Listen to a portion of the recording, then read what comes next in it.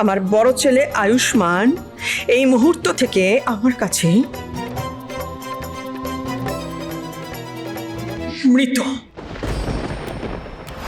একটা কথা শুনে রাখ ইন্দু, তুই যদি ওদেরকে এ বাড়ি থেকে বের করে দিস, আমি কিন্তু ওদেরকে নিজের বাড়িতে নিয়ে গিয়ে তুলব।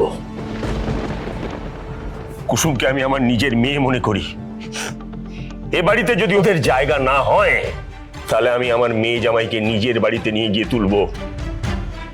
এসো তোমরা আমার সঙ্গে। আমাকে ক্ষমা করো মামা, আমি স্বপ্নেও মায়ের থেকে আলাদা থাকার কথা ভাবতে পারি না।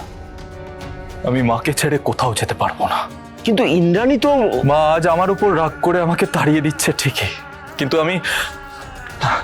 আমি জানি আমি যেমন মাকে ছাড়া থাকতে পারি না, মাও ঠিক আমাকে ছাড়া থাকতে পারবে না। একদিন মা আমাকে ঠিক ক্ষমা করে কুসুমকে মেনে নেবে, তুমি দেখো মামা। আর আমি সেই দিনটার জন্য অপেক্ষা করব। বেশ, তোমার ইচ্ছেকে আমি সম্মান করি, তাই আমি তোমার উপর জোর করব না। কিন্তু একটা কথা মনে রেখো আয়ুষ, তোমাদের দুজনের জন্য আমার বাড়ির দরজা সব সময় খোলা আছে। যেদিন ইচ্ছে তুমি আমার বাড়িতে চলে আসতে পারো। রাজ, আপাতত এখানে তো আমার আর কোনো কাজ নেই, অতএব আমি... কর্তামশাই,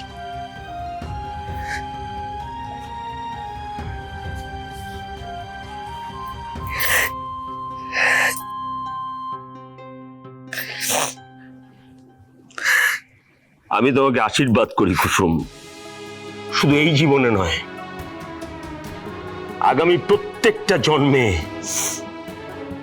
তুমি আর আয়ুষ একে অপরের শক্তি হয়ে জন্মাবে, পাশে থাকবে। চলি ইন্দু, আবার সঠিক সময় দেখা হবে। সিকিউরিটি, আজকের পর থেকে কোনো অপরিচিত মানুষকে এই বাড়ির গেটের ভেতর ঢুকতে দেবে না। আর আজকের পর থেকে এরা দুজনও এ বাড়িতে অপরিচিত, কাজে এক্ষুনি এদের ঘর ধরে বাড়ি থেকে বের করে দাও। তুমি এটা কি করছো ইন্দ্রাণী?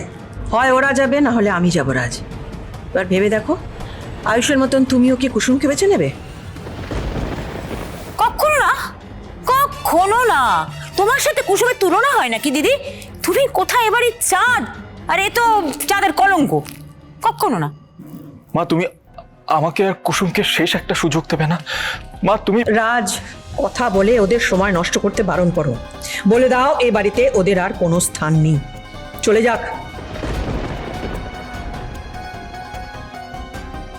রাজ, ওদের সাথে আর আমার কোনো সম্পর্ক নেই। ওদের বলো এতটা দূরে চলে যেতে এ বাড়ি থেকে, যাতে আমাকে সারা জীবনেও আর ওদের মুখ দর্শন করতে না হয়। আর হ্যাঁ, একটা কথা, আমি মারা যাবার পর আমার মুখাগ্নি করবে ঈশান।